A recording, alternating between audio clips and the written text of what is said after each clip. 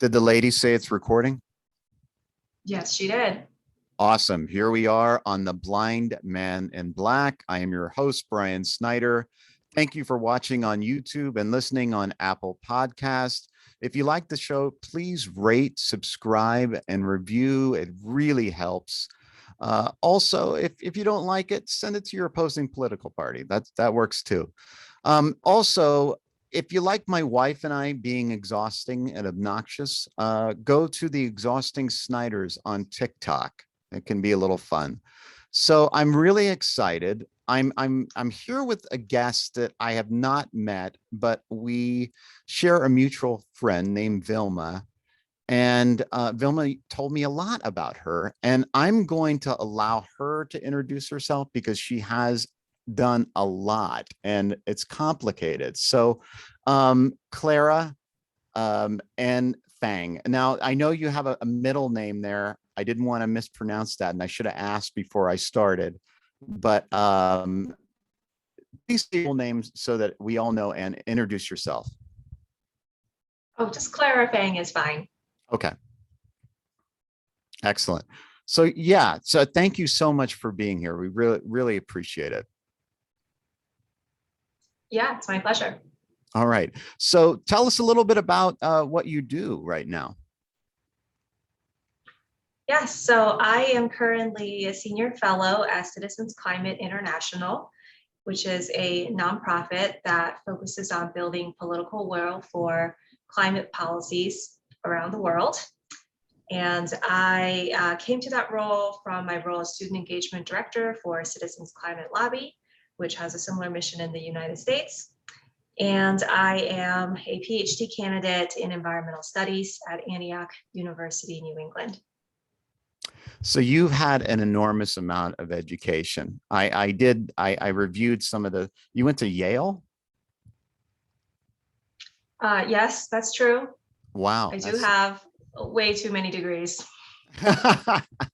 Well, we'll get into all that, but how are you holding together through the pandemic?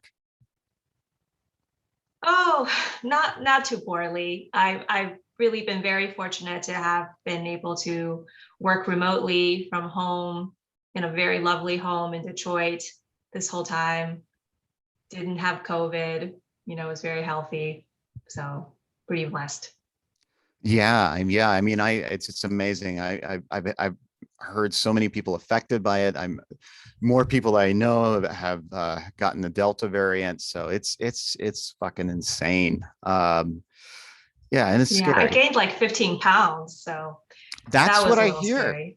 Not, I mean, I'm not that I'm hearing it from other people, but I hear that a lot of people are gaining weight, like right. because of being home and all that stuff, and depression, and that's shit. But yeah. So so let's kind of start from the beginning. And where are you from? And tell us a little bit about like some of the things that shaped your life.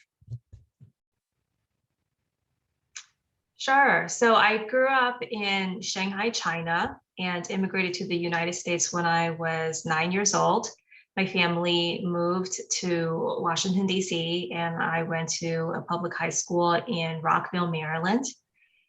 And then I got my undergraduate degree at Smith College, and then my MFA at University of Utah, and then my Master's of Environmental Management at Yale. And in the last 5 years, I've been in the PhD program at Antioch. Wow. Do you want me to talk about my environmental experience? Well, no, we can definitely talk about that, but I want to kind of understand like some of the things that like shaped who you are. Like, so what was your family life like? Was there a lot of pressure? I mean, you have a lot of education. Was there a lot of pressure to get an education, or is that something that came about upon your own accord?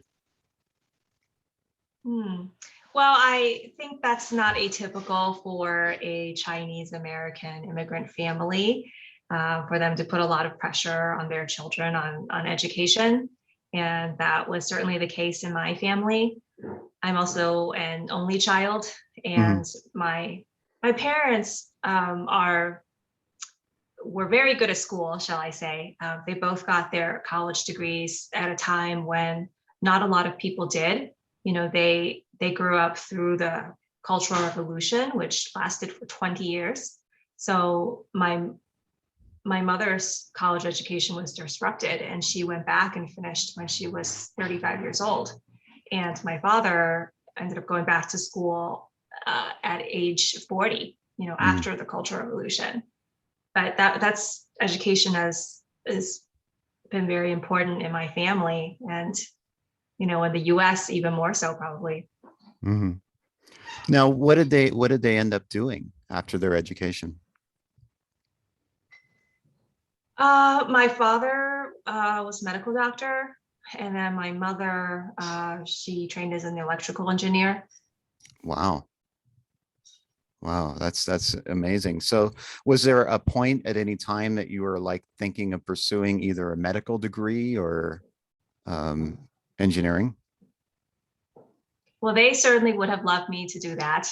But from the beginning, I did not really enjoy those subjects, which wasn't to say I wasn't good at them. I like started in math very early and was very good at math and science in high school, but I just didn't like it a whole lot. And I was always drawn more to art, literature, and the humanities. So what in particular, like, you know, what was it like, painting, or was it, what about art that interests you? Oh, lots. I was interested in a lot of different art fields, but definitely poetry, painting, art history, Can you name some of your, novels. can you name some of your favorite poets and artists? Sure. In poetry, I love Pablo Neruda. I Mm, love a lot of the contemporary Asian American poets, from Li Young Lee to Ocean Vuong, and a lot of the contemporary poets. I really love, like Sharon Olds and Denise Levertov. Just so Now, many. being that you know, you're kind of focused on climate change and so on, do you read any Wendell Berry? Yeah, I have. Yeah. Yeah, he's one of my favorites. I love his work. That's very beautiful. So Yeah. I'm sorry, go ahead. Yeah, he's definitely has that kind of very like philosophical and spiritual aesthetic. Yeah, yeah. I mean, it just I don't know, it just kind of cuts to the core, you know. I really appreciate his work. Especially in terms of talking about climate justice and so on. But in any case, so where did the path take you? Because you started out as Smith, so you started out with literature. Was there a point in which you thought, oh, I'm going to go into writing? Uh, yeah, well, you know, how do I describe it? There's, you know, I've just been interested in different things, and have had kind of a separate writing and environmental careers that at times have intersected. But on the environmental side, I grew up in Shanghai, and you know, it was a environment where it was still fairly undeveloped, and there was a lot of air pollution. You know, I never saw a blue sky until I moved to the United States. Mhm. And like every family burned these tiny little coal-fired power stoves, and just people had respiratory problems all the time. And then when I moved to the United States, it was a huge contrast. You know, the air was clean, and there was all this green space and forests. So I really enjoyed that, and just really loved being in nature, and kind of coming to it at a later time in my life than a lot of people. So I was involved in the environmental club in my high school. And then when I was at Smith, I started getting involved in environmental activism. And I did a lot of this work with Vilma because she was really interested in it too. And it was quite intense. Like we would have meetings 5 days a week, Oh, wow. working on like climate change and gathering petitions and hosting events and just Now, so much work. what year was Smith? What years were those? 2001 to 2005. Okay. All right. Yeah. Yeah. So like in my first year, I did a campaign protesting drilling in the Arctic National Wildlife Refuge. And that like was sort of my introduction to climate justice organizing. And I learned about, the plight of the Gwich'in in the Arctic National Wildlife Refuge and the connection of fossil fuels to national security issues. 9/11 had happened that year. So it was a really time of a lot of learning, from not having had a very political childhood to this huge political awakening. And then my senior year, I did a campaign to bring clean energy to Smith and getting our college to invest in clean energy. And we worked very hard on that. And in between, I had an internship with a renewable energy consulting company, and I worked as an earth rep, and I also interned for the environmental science and policy program at Smith. And I really just enjoyed doing all of that work. I really enjoyed working in an issue that was very relevant and multidisciplinary. And I enjoyed activism, and trying to make the world a better place and affect some change where I could. And doing that with other people, it just feels like that's what I really enjoy spending time doing. Now, so it really was it just viewing the contrast between Shanghai and living in the United States where you really realized that something needs to be done? Or was it kind of how did that develop?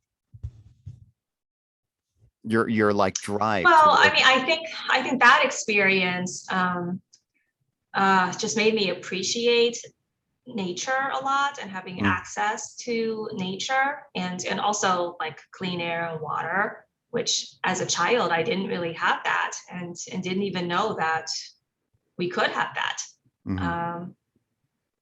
And like started learning about environmental problems in middle school, and in high school, we would do simple things like river cleanups and recycling and just very simple things. And then by the time I was in college, it's like that's clearly not enough, like we need to have more of an impact.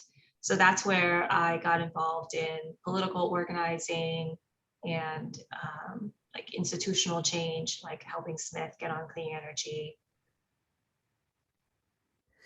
So was there ever a time that you were like, I mean, it seems, overwhelming to a lot of people, and you got in, relatively early, there's been a lot of movies that have come out relatively recently, like Josh Fox's How to Let Go of the World and Love All the Things That Climate Can't Change, and all those things. And, you're working on it very young, and it seemed like your development, your awareness was very heightened, and that's amazing. Because I think about my high school now, I was in high school from, 93 to 97.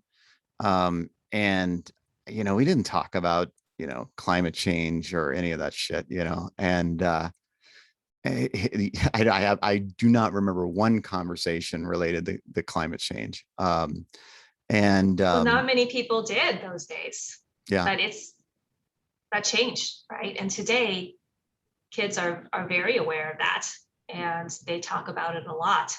I mean, the issue has been so much more in the mainstream media, and students, from middle school on up are a lot more active, I think, on this as well as other issues than people when it was my age.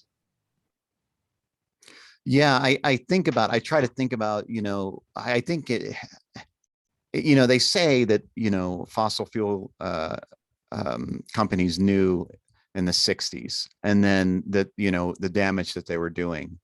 And then I think in 1988, a NASA scientist, and I think Bill McKibben talks about it in his first book, basically gave testimony in front of Congress that, we need to lower our James carbon. Hansen. Yeah, there you go. Yeah.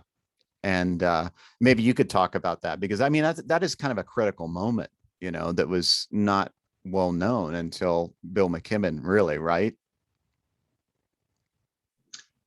Right. Well, James Hansen's testimony in 1980 or so was kind of the first time somebody at that level is declaring the effects of climate change are starting to be felt now.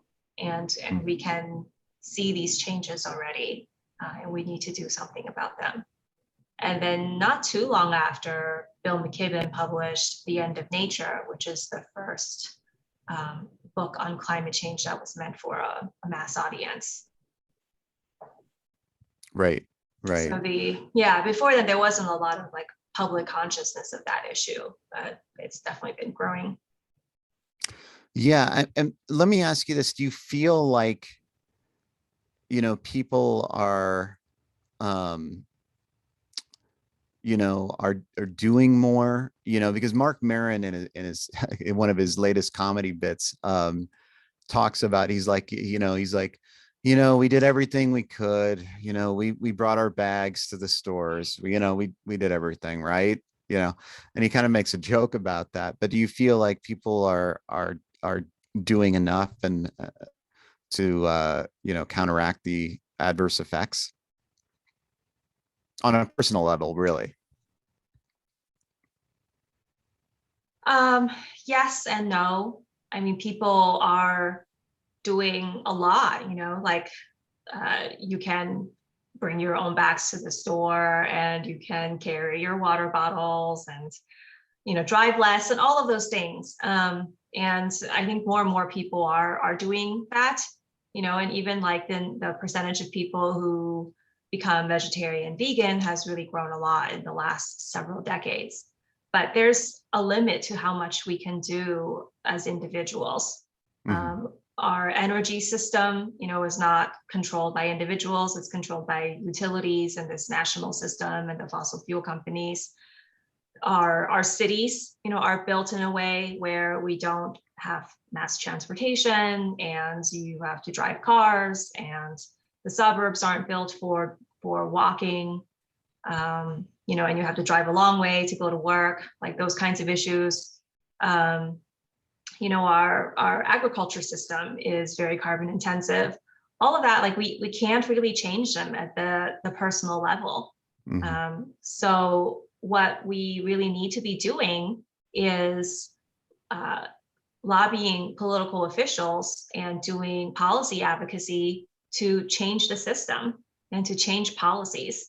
And we can do that. That was how the civil rights movement got passed, and that was how a lot of the environmental legislation of the 1960s and 70s got passed. People marched in the streets and talked to their members of Congress, and people were taking political action. And then in the 80s and 90s, there has been a great decline of that. In terms of participation in civic organizations and in political involvement. People felt like politicians don't really care what people think, and it's like useless to try to engage in democracy. And also the environmental stewardship sort of got translated as like, well, this means you should recycle or drive less, and not really into we need to be advocating for policies, especially to reduce greenhouse gas emissions. People kind of got channeled into these personal solutions, which really don't make a lot of difference. And we missed a lot of time to make policy changes, and to create change at the systems level. And I think with climate change, people have realized that individual change is not going to make enough difference, and the movement to have policy change and systems change has just grown so much, because that is the only way that climate change can be addressed. Like, it cannot be done at the individual level. Now, the military has a large part in polluting, right? I mean, like, for example, I remember hearing about in Afghanistan, a lot of the forward military bases were like burning like their equipment with this chemical. I think Halliburton was a part of it. And I think that's one of the reasons why Joe Biden's son, Beau, got brain cancer, was because he was at one of these forward operating bases where they were burning like equipment and supplies. Well, I mean, we have a huge military operation, so I'm sure it has quite an impact. But if we look at how greenhouse gas emissions are broken down on a global level, I don't think that's a really big sector. The biggest sectors are like farming, livestock farming, and like crop farming, transportation, energy use for cities and buildings, deforestation. Like, those are the really big sources. Right. So so kind of talk about a little bit about your activism, some of the things that like you participated in over the years that really inspired you or energized you.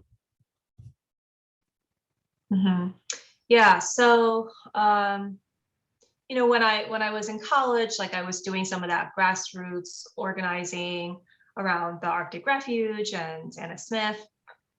And then by the time I was in graduate school, I was interested in sustainability management and helping institutions like colleges reduce their carbon footprint. And sort of like, I had this idea that like I would go back to Smith or a place like Smith and like really implement a lot of changes from a leadership position. So I did that for about 4 years, and I worked at Swarthmore College and Towson, and I wrote climate action plans and did greenhouse gas inventories, and try to implement and see these sustainability initiatives. And that was interesting work and quite varied.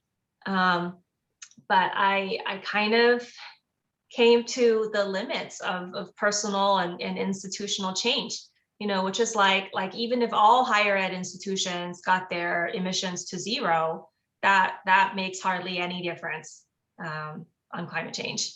Or like, if we convinced all of our students to live perfect sustainable lives where they never wasted anything and recycled everything, that would not make any difference and would not be a good thing to do, really.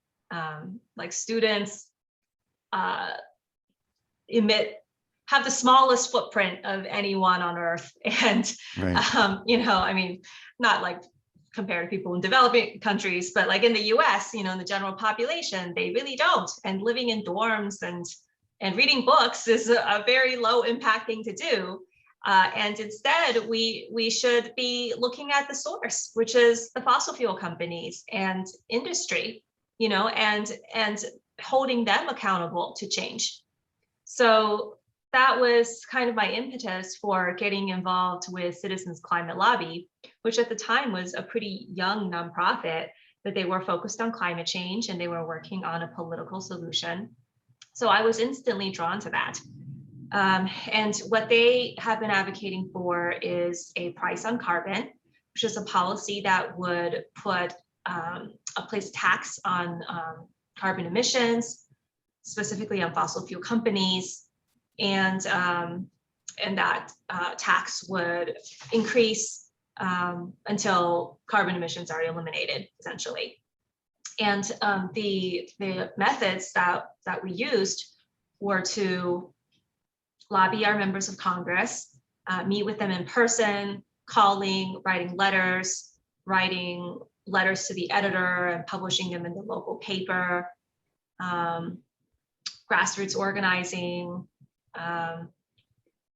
group development, a lot of this organizing and advocacy work, which, you know, is very community building, I think. And also not as hard as people think it is. Like, I think it's way harder to become vegan than to call your members of Congress.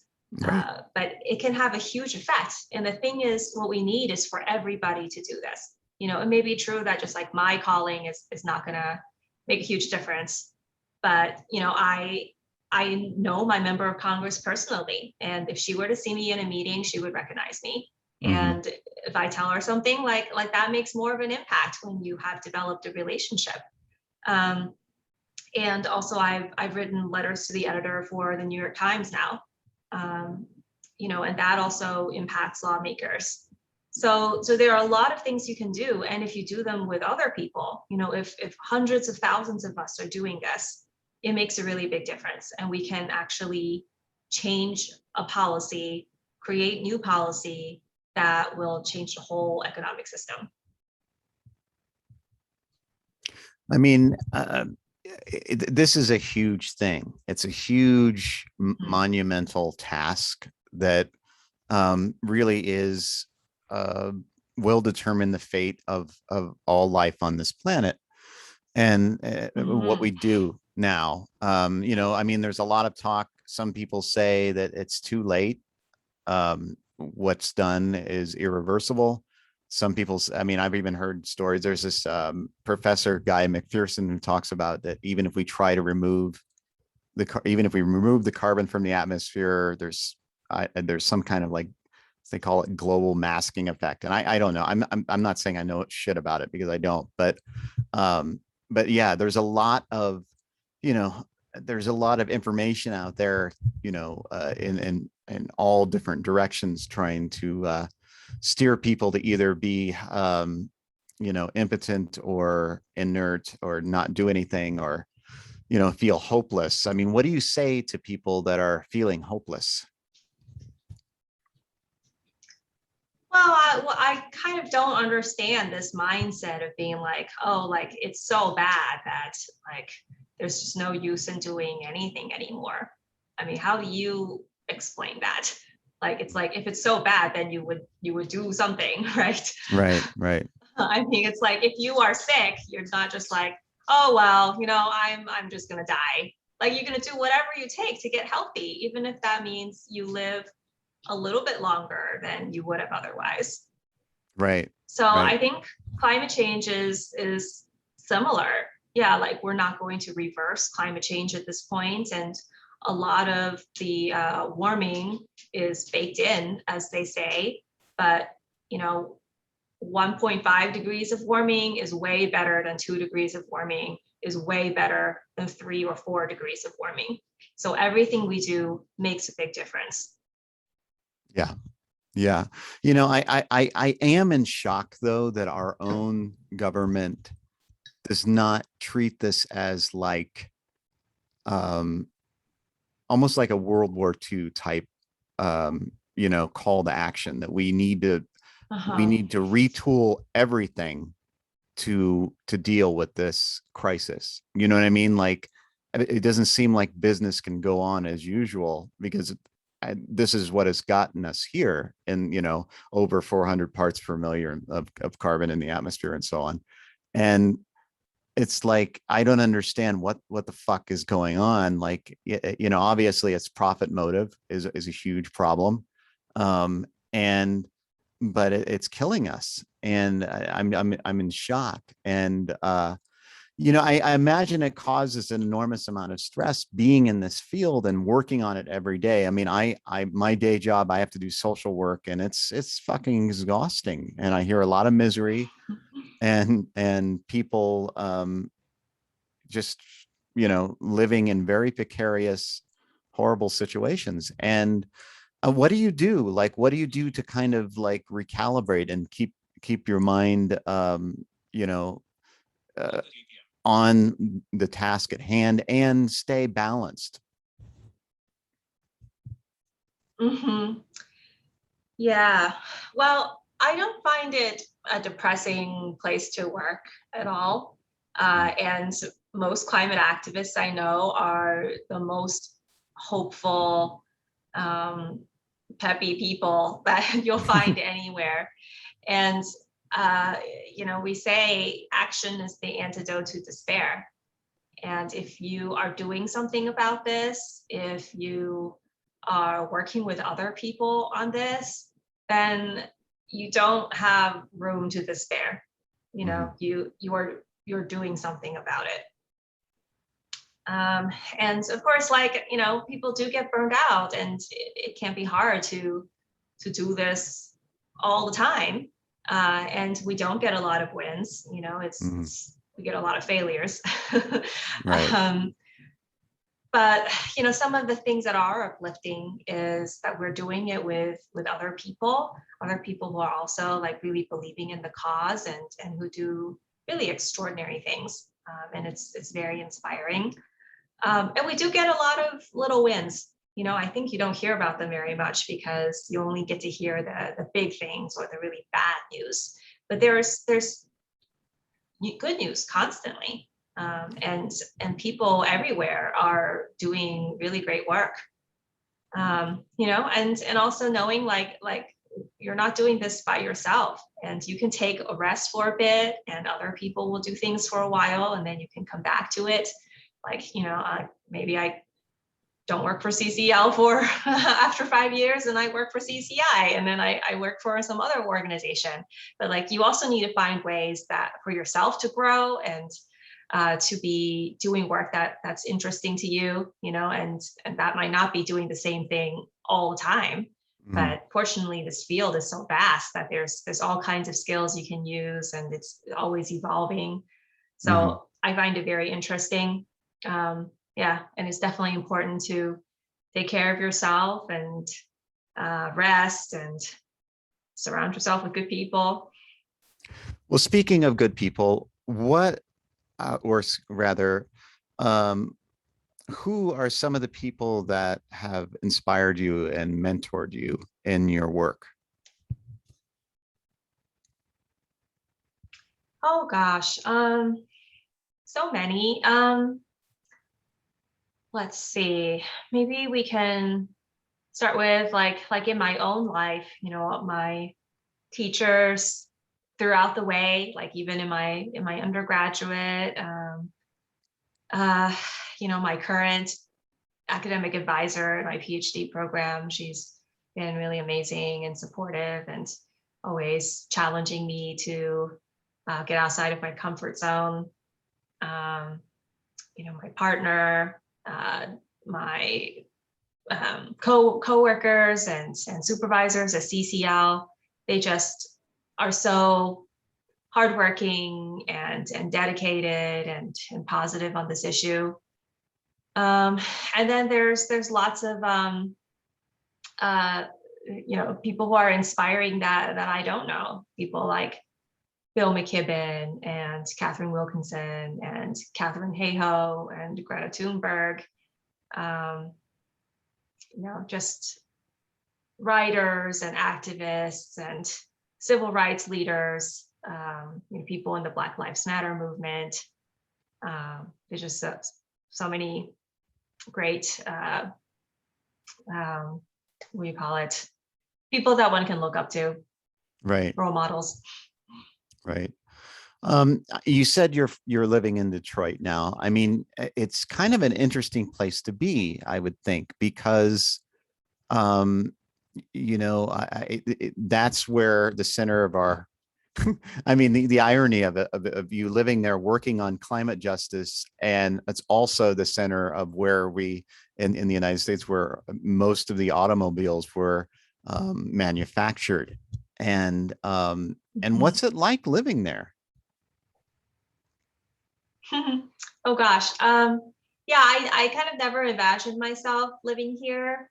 I grew up, after China in DC and the Maryland suburbs, which is an incredibly affluent area. And like going to college and stuff also in fairly affluent places.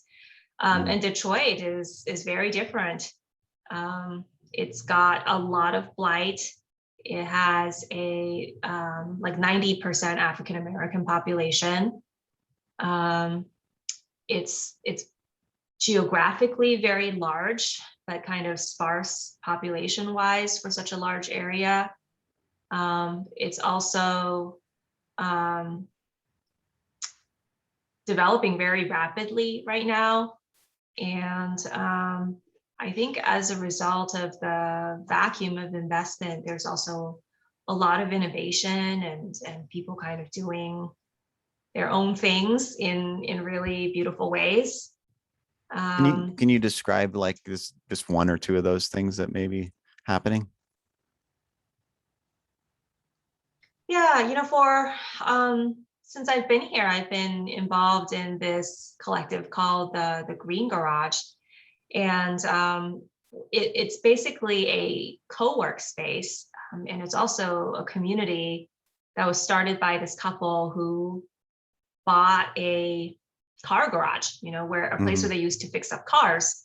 And then they remodeled it into this LEED Platinum standard co-working space. And it's just got all these sustainability features, like the woods is all like repurposed and sustainable, and it has incredible air efficiency, and we recycle and compost, and they support local businesses to have space there and co-work, and they just are home to so many interesting businesses. So is that like a lot of maker diversity space? of people? It's like WeWork, but like a local organization. Okay, that's great.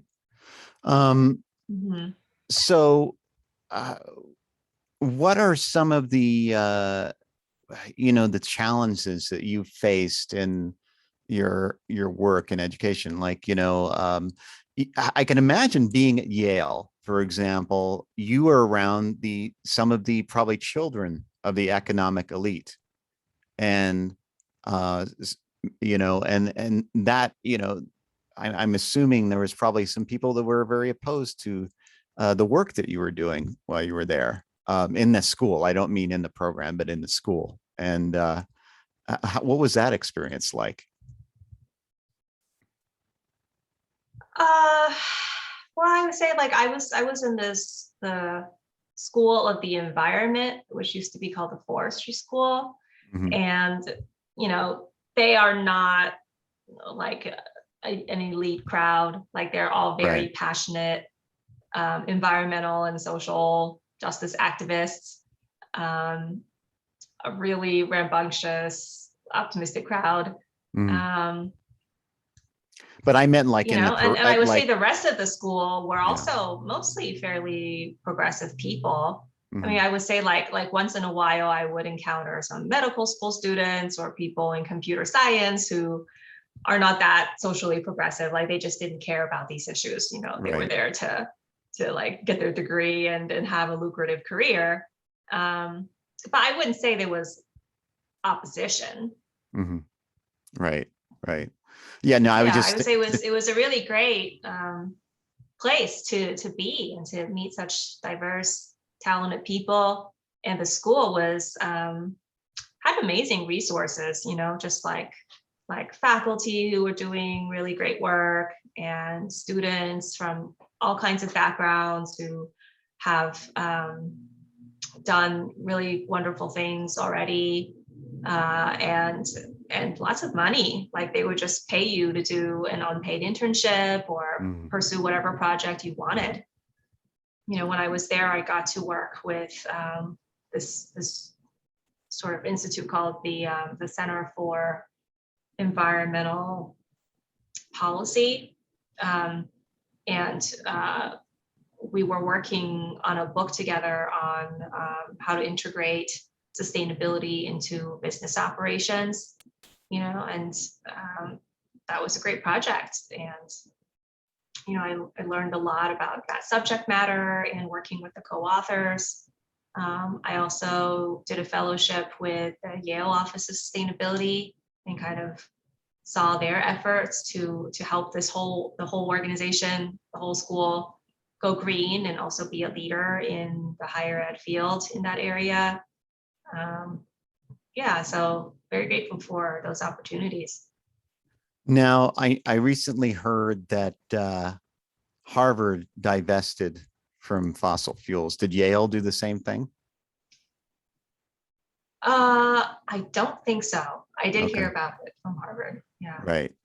Yeah, I know more schools are doing that. Yeah. So, and there are other, I hear that there are other like, fossil fuel alternatives. Like, have you been following like I know there's like an algae that they're trying to produce that would be a substitute for gas. Mm-hmm. Mm-hmm. Yeah. Right. I mean, there's no silver bullet to this sort of problem. We kind of have to do all the things that are possible, employ all the solutions.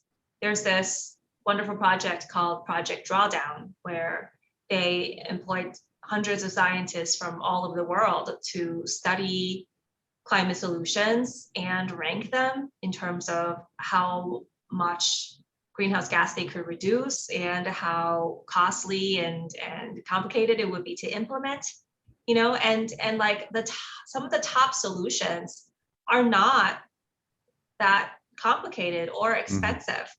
Mm-hmm. So among them, like reducing refrigerants and hydrofluorocarbons mm-hmm. would make a huge impact and would not be expensive to do at all, and also not difficult. Offshore wind, has tremendous potential. Family planning and education for girls was really huge and not like technologically advanced. Reducing food waste, I think, was like the number 3 solution. So for most of these solutions, we already have the technology. It does not require coming up with some new technology to replace fossil fuels. It's things like let's use birth control. It's things like let's reduce food waste. Mm. Right. Yeah. Yeah. John Oliver. Did you ever see, you ever watch Last Week Tonight with John Oliver? Yeah. Uh-huh. He has a great, you probably saw it. He does a whole thing on the garbage and how landfills create the methane gas. And it was really a great episode. For those listening and watching, I highly recommend checking out John Oliver's bit on garbage and methane. So it's methane releases. Yeah. Uh-huh. Yeah. So how would you say, I mean, you seem like you read a lot of poetry. You're definitely interested in the arts. How do you feel like you integrate your own artistic experience into the work of climate justice? I think what the arts do is develop our empathy and really to enter the lived experience of others. And that's not just valuable for the work that I do on climate. It's also good for my own sanity and sort of seeing how other people live and deal with these issues. We have to do that. Like, we can't just understand it from a techno social perspective. It's a human issue, and the solutions are also human solutions. Yeah. Yeah. Yeah, I think about that, and I'm glad you brought up empathy because I think about that a lot. Is we're in we're very divided in our country, and whether it be related to COVID-19 or related to climate change or pretty much any topic. It's very divisive. Mm. Everything divides people. And one of the things that I have a friend. He was the peace leadership director of the Nuclear Age Peace Foundation, and then he started up his own peace literacy institute. His name is Paul K. Chappelle, and that's one of the things he's trying to do is teach peace literacy so that the idea of developing empathy so that we can talk to each other about these things in a way that's respectful and loving. And I'm glad you brought that up because I think it's a critical component to uniting and dealing with these issues head on. Um, Mhm. and Yeah, I think it's also very important for environmental justice. And by that I mean storytelling, particularly, mm, where someone can relate their experience in a way that helps you have empathy and helps you see things from their perspective. I think the kind of oppression of environmental justice is in silencing those voices, right? And saying like they don't matter, or they're basically like objects, or like these sacrificed communities, and we can just do whatever we want to them. But then when those people speak up, and especially if they're children, and they're like, hey, we have a life and we have a voice and our own hopes and dreams, and we're just like you, it becomes really hard to then pollute on them, mhm. because you do realize that they are people and deserving of respect and a clean environment. So I think that's a hugely powerful advocacy tool, is to tell the stories of these people and let them speak with their own voices as much as possible. And when we begin to get to know those communities and see them as really one with us. Now, have you done any work with indigenous movements that are working for climate justice? I have not. I mean, other than like the advocacy I did with the Alaska Arctic National Wildlife Refuge, but that was very separate from the work that was going on in their communities itself.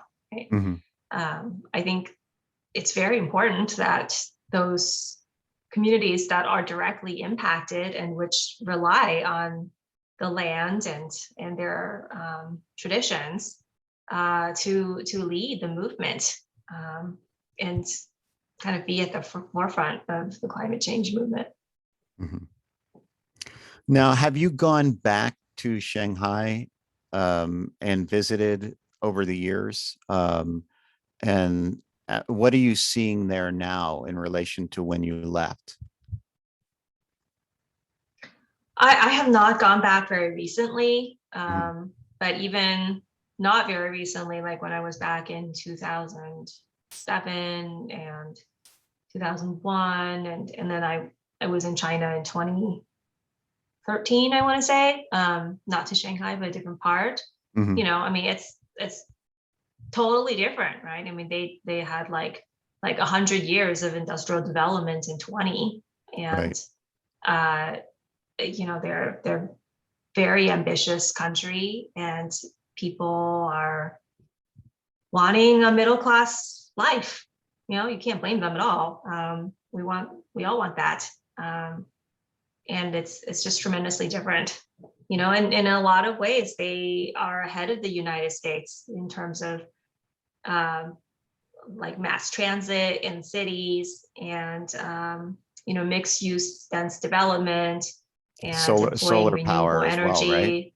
Yeah. Yeah. Mhm. Solar power, electric vehicles. They are doing a lot of things that the US could do more of.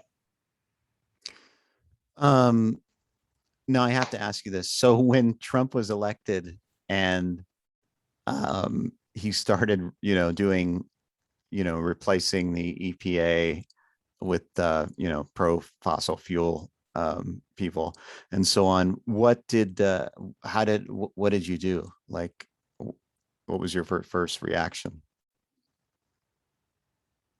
Oh, well, it was pretty devastating election for sure. And he was kind of worse than any of us thought that he would be.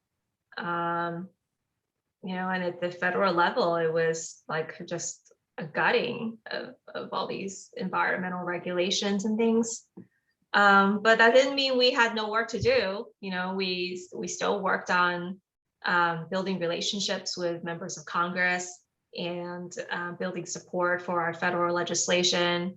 I mean, we are able to be where we are with climate policy because of the work we did in the last 4 years during the Trump administration. There was also work going on at the state level and at the international level.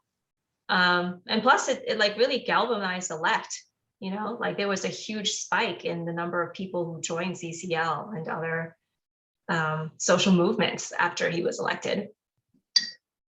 Right. Yeah, definitely. Yeah, definitely a lot more. Yeah, so that was like a big boon to the environmental organizations. And all of a sudden people like woke up and, were active. Exactly. Yeah. So where do you see yourself going? Like, what is your ultimate goal? Do you ever think about like going, running a campaign for political office or? Yeah, I do think about that. I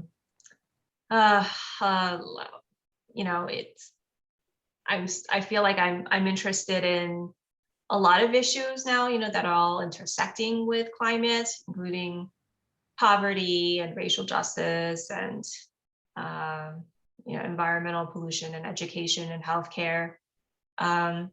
So all of that interests me a lot. I mean, right now, though, I'm working on finishing my PhD and where I'm doing a research project on diversity, equity, and inclusion in the climate movement. And, I'm doing more work on sort of like racial equity and justice in the climate movement. I'm talking to a lot of people about their experiences and trying to understand how organizations can better address this issue, and working with organizations to create those changes that are going to help with climate action and with racial justice. Now, what do you, in terms of the movement right now, climate justice, do you feel it is diverse? How do you see it? It's become a lot more diverse. It used to be really mostly white, sort of well-educated people, but a lot more young people have gotten involved. People of color are involved, and the movement itself is recognizing that we need to be inclusive of everyone and focus more on environmental justice. So it's changed a lot and become much more diverse and focused on justice. Right. I said I wouldn't do this unless it came up organically, but I'm curious because I don't know. I mean, I like the idea of it, and what I'm talking about, the idea of polyamory. It sounds beautiful in many ways, and I'm mentioning it because I saw a Facebook post that you mentioned about it, and I'm just curious about how that developed, and does it like intersect with your work? Well, there's a lot I could say about that, and I am going to have to go after this question. Okay. It's been like more than an hour now. But yeah, let's see, how would I and integrate this into this conversation? Right.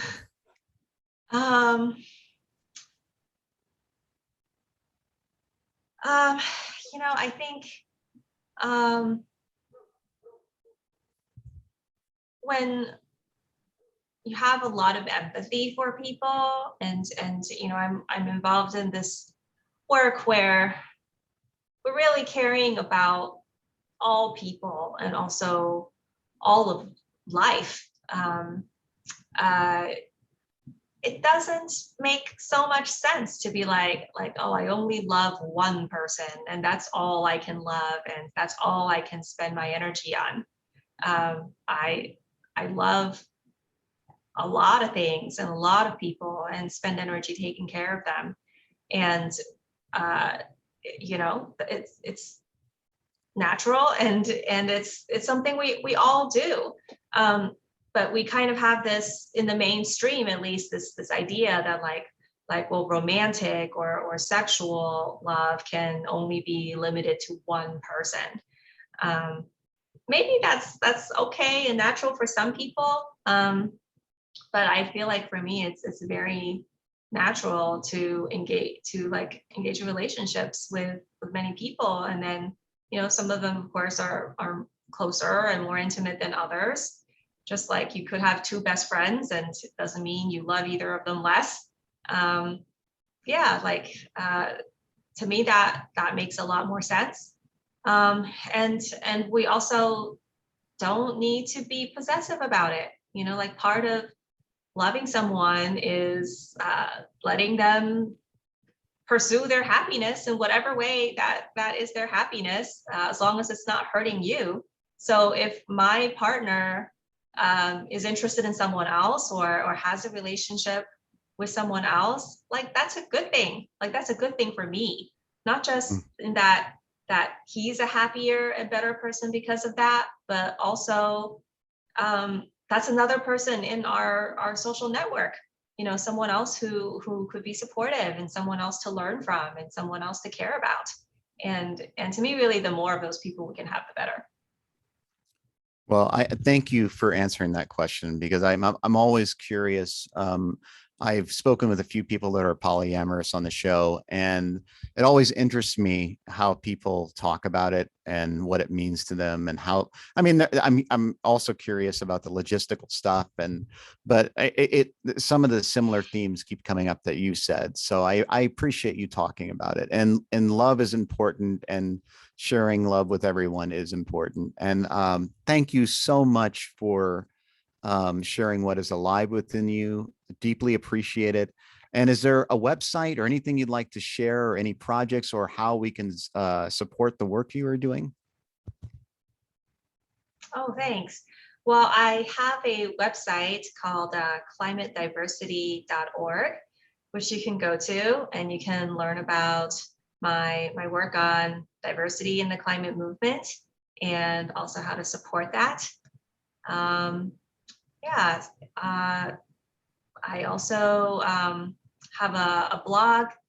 It's called residenceonearth.net, and there you can find more writings on environment and sustainability and poetry as well. Fantastic. Thank you so much. Clara Fang, everybody. This was The Blind Man in Black. And is there anything you wanted to say before we wrap this up? I'm sorry. Oh, no, thank you so much. I enjoyed having this conversation with you, and it's wonderful to have a chance to talk about these things. Yes, thank you so much. Deeply appreciate it. And if you see Vilma, give her a hug for me. And thank you so much. Once again, this was The Blind Man in Black. I am your host, Brian Snyder. If you like the show, please rate, subscribe, and review. And also, if you want to see my wife and I being exhausting, go to the Exhausting Snyders on TikTok. And thank you for watching on YouTube and listening on Apple Podcasts. Now we are going to have our awkward ending. Here we go. Thank you once again, Clara. Thank you.